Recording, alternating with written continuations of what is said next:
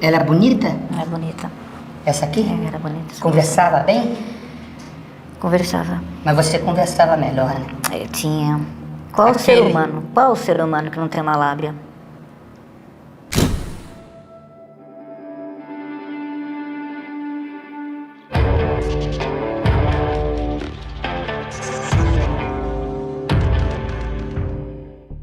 Esse vídeo é um estudo baseado em ciências comportamentais. Sendo assim, não vou expor a minha opinião pessoal sobre a pessoa analisada no vídeo. Olá pessoal, beleza? Meu nome é Vitor Santos, eu sou especialista em linguagem corporal, investigador profissional e perito técnico das microexpressões faciais. E você está no canal Metaforando, o maior canal de linguagem corporal do mundo. Hoje vamos tentar responder a seguinte pergunta: o que o maníaco do parque, como ficou popularmente conhecido, o assassino Francisco de Assis Pereira, teria sentido ao relembrar dos crimes que teria cometido com as suas vítimas? Nós vamos utilizar aqui a análise de linguagem corporal para tentar responder essa pergunta, observar comportamentos não verbais, microexpressões faciais, alterações perceptíveis na voz, para tentar entender o que ele sente quando olha para suas vítimas ainda hoje. Antes da gente continuar, vale lembrar que se você gosta de linguagem corporal, gosta de estudar esse assunto, quer se tornar um expert na comunicação não verbal, entender os sinais das pessoas ao seu redor, eu te recomendo fortemente que você se inscreva aqui no canal Metaforando, curta e compartilhe também esse vídeo. Sem mais delongas, vamos falar sobre o maníaco do parque. Muitos brasileiros com certeza já ouviram falar do maníaco do parque. Foi assim que ficou conhecido Francisco de Assis Pereira, um homem que estuprou e matou pelo menos 10 mulheres no Parque do Estado, localizado na zona sul da cidade de São Paulo. Como outros assassinos em série, Francisco Pereira também relata ter sofrido fortes traumas na infância. Após ser molestado por sua tia materna, ele passou a ter uma fixação por seios, segundo ele. Também teve seu órgão sexual mordido quando era pequeno, o que lhe causou problemas para ter relações. Inclusive, segundo o psiquiatra Paulo Vasques, que foi quem fez o laudo do maníaco do parque, uma das coisas que Francisco via com muita frequência na infância era um matadouro. Ele ficava lá sentado, e para uma pessoa nova é um trauma terrível ficar ali sentado vendo bois, animais sendo mortos. Na vida adulta, Francisco ficaria conhecido por cometer vários crimes em série contra mulheres, desde crimes sexuais até mesmo homicídio e requintes de crueldade, como por exemplo morder o corpo das vítimas antes de as assassinar. Após ser preso em interrogatório, Francisco afirmou que convencer suas vítimas era muito simples, bastava falar o que elas queriam ouvir. Admitindo ter matado mais de 11 mulheres, Francisco, entretanto, negava tê-las estuprado. Em entrevista ao Fantástico da Rede Globo em novembro de 98, quando acusado de ter molestado sexualmente suas vítimas, ele afirmou: "Levava para matar. Era uma coisa que era para matar, não era para estuprar.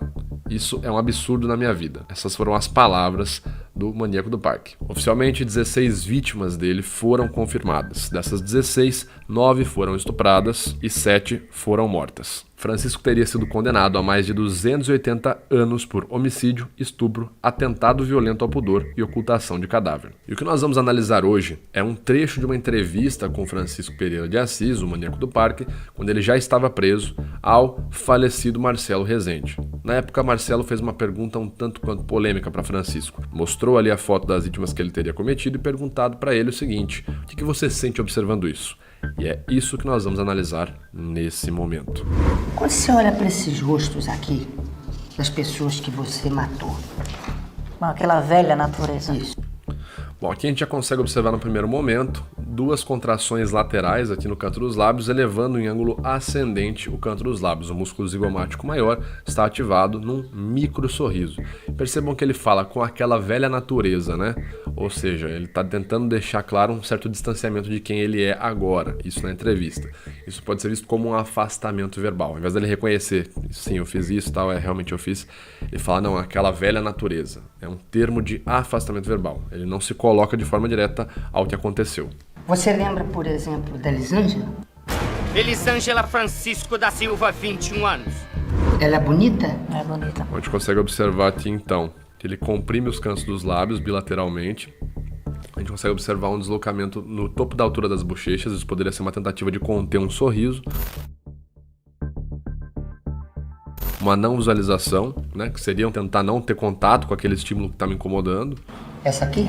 Ele se afasta para trás momentaneamente, aperta as mãos com mais força e as pernas se balançam com mais força e mais intensidade. Dá pra ver que ele ficou bem ansioso e desconfortável ao responder isso, né? Se a menina é bonita. Era bonita. Conversava bem? teve uma alteração no fluxo cardiorrespiratório, Tava bem? mais uma vez evidenciando o aumento de ansiedade nesse momento. Conversava. Mas você conversava melhor, né? Eu tinha. Qual o ser humano que não tem uma lábia? Aqui a gente está vendo uma elevação assimétrica no canto dos lábios. É algo bem simples, né? Um dos seus lábios ele se eleva, deixando uma simetria na linha da boca, ficando mais alto que o outro canto dos lábios, o que significa uma microexpressão de desprezo. Ela foi pra Mata do Estado também. Foi. E você a matou como? Enforcada também? Aconteceu a mesma tragédia. O Marcelo Rezende pergunta aí o que você fez, né? Você matou enforcado? Ele fala, aconteceu a mesma tragédia. Novamente, usa um termo de afastamento verbal para não se conectar de forma direta ao ocorrido, né? Como se ele estivesse tentando desconectar a figura dele. É um termo muito utilizado, inclusive, na manipulação da narrativa. Isso é comentado em The Voice of Deception, um artigo que fala sobre estratégias verbais da dissimulação e da manipulação. Cara, Consequência. mas você não a mordeu? Não. Não. Me diga uma coisa, Francisco. Você lembra da Raquel? Raquel Mota Rodrigues, 23 anos. Corpo encontrado em 16 de janeiro de 98. De acordo? Ela também... Peraí.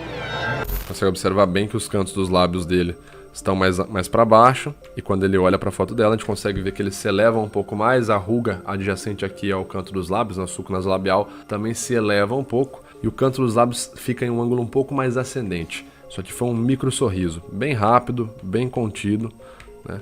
Bem rápido, bem contido, um micro sorriso ao ver ali a expressão de uma de suas vítimas. Foi pra Mata do Estado? Foi. E você a matou como? Foi. Da mesma forma. Como é a mesma forma? Da mesma forma que eu passei pro senhor. Enforcado. Foi. Percebam que ele não fala de forma verbal, né? Eu enforquei, eu matei enforcado. Ele fala da mesma forma, sempre utilizando ali termos de afastamento verbal, né? Tentando desconectar a imagem dele. Corpo encontrado em 4 de julho de 98. Aconteceu da mesma forma também. Aconteceu da mesma forma também, afastamento verbal. Você lembra da Patrícia? Agora, a hora que ele olha a foto da Patrícia, antes dele comentar, perceba a reação dele. Ele faz um umedecimento labial. Da Patrícia? Da Patrícia? Né, umedecimento labial. O umedecimento labial geralmente está associado a alterações no sistema digestório, né, em momentos de tensão como esse, que a gente acaba ficando com a boca e a garganta um pouco mais seca. Então, você acaba lubrificando os lábios para tentar continuar ali concentrado no estímulo. Algumas linhas de estudo da abordagem não verbal falam também que o umedecimento labial pode estar associado a pensamentos sexuais. Quem fala mais disso daí seria o Pierre Will, o Roland Tompacou, enfim, a gente consegue ver aqui nesse momento. Da Patrícia? Patrícia Gonçalves Marinho, 24 anos. Corpo encontrado em 28 de julho de 98. É? Como ela era nesse pouco tempo? Essa é a primeira vítima que ele dá uma resposta bem rápida. Bem rápida e bem curta. Como ela era? E percebam o quão forte ele comprime os lábios, né? Ele enrola os dois lábios para dentro. Nesse momento a gente está vendo aqui uma microexpressão de raiva, tá certo? Os olhos estão até mais comprimidos que os outros na outra situação. Os lábios estão mais apertados. Nesse pouco tempo que você conviveu com ela. E aqui a gente consegue ver, por fim, uma microexpressão de desprezo, né? Um canto dos lábios mais elevado, porque o músculo bucinador está puxando aqui, tá pressionando a musculatura interna contra os molares, a musculatura interna da boca, que forma essa covinha que a gente consegue ver no canto dos lábios dele. Ela usava coturno, ela frequentava uma galeria, conheci ela ali no centro. Tanto elas como eu fui vítima. Eu fui vítima de um mal. E elas foram vítimas de um mal que estava sobre mim. O que você diria para... Aí a abordagem dele é muito curiosa, né? Ele fala que todo mundo foi vítima, não teve um causador. Isso é uma estratégia muito utilizada em manipulação verbal, né? Olha, aconteceu uma coisa que acabou resultando nessa coisa ruim pra você, sabe? Mas todo mundo aqui foi prejudicado. Enfim, a dificuldade de utilizar pronomes pessoais como eu, foi minha culpa, minha atitude, eu que matei e tal, ela tá associada geralmente a uma tentativa de manipulação narrativa, né? Utilizar a narrativa a seu favor. Para as famílias que você matou as filhas. Porque eu... Ao você perguntar então sobre o que ele falaria para os familiares das vítimas, vamos ver a resposta dele. Os mesmos propósitos que eu fiz, estando preso no isolamento. Então ele começa a falar de forma mais pausada, tem uma alteração no fluxo cardiorrespiratório, ele puxa um pouco mais ali a inspiração, né? Ele fica mais oxigenado. Isolamento, Ele apresenta uma gagueira um pouco mais crítica nesse momento, né? Que negação de cabeça. Que façam esses propósitos de atitude de Que façam esses propósitos, em termos de afastamento verbal. fé que eu tomei. Que Deus ilumine. Atitude de fé, né? Que os familiares tenham fé, tomem esses propósitos de fé. A fé, você fazer uma referência a um valor religioso, pode ser considerado no protocolo SCANS, que é o principal protocolo utilizado para estudar comportamento desonesto com bases científicas, está associado muito mais ao S3, né? O critério S3, que é a manutenção da aparência. Eu fazer uma referência religiosa automaticamente gera uma imagem para muitos de que eu sou alguém positivo. Olha, o rapaz ali pelo menos agora acredita em Deus, né? Então mostra aqui pra gente mais uma vez um outro recurso utilizado na manutenção da narrativa, tá certo? E na manutenção da aparência também. De maneira resumida, pessoal, esses são alguns comportamentos que a gente consegue ver observando o Francisco Pereira de Assis falar de suas vítimas. Algo que chama muita atenção são os micro sorrisos de felicidade genuína que ele esboça ao ter contato ali com as fotos das vítimas que ele cometeu, né, as vítimas fatais dos crimes dele. Isso é um comportamento bem curioso, a gente não faz uma análise de personalidade por meio da expressão facial, mas é um comportamento no mínimo curioso, né? Alguém que clama culpa, que clama ter mudado por Deus, quando vê ali a foto das vítimas, sorriso de felicidade. Enfim, pessoal, se você gostou dessa análise, já sabe, quer ver outras pessoas sendo analisadas, comenta aqui então, né? Deixa aqui nos comentários quem você quer ver sendo analisado. Não esqueça de se inscrever no canal caso não seja inscrito, curta, compartilhe esse vídeo e cheque também essas outras duas análises que eu separei pra você, tá certo? Te vejo no nosso próximo vídeo, valeu!